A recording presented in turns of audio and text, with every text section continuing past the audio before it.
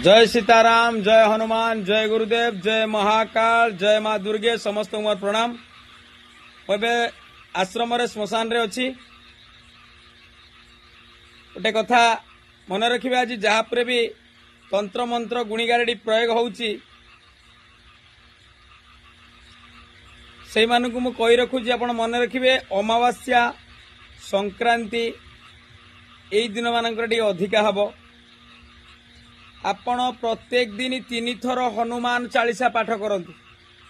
जहाँपर यही प्रयोगटा करा जाउची सेही लोक को दियंतु हनुमान चालीसा प्रत्येक दिन 3 थर पाठ करिवो।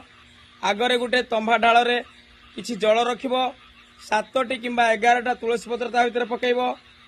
से 3 थर से पानी की फुंकिवो। थरे पढ़िवो चालीसा, 3 थर फुंकिवो। एमती 3 थर पढ़िवो, 9 थर फुंकिकी से पानी की पी देवो। हनुमान कृपारु से पूरा छाड़ी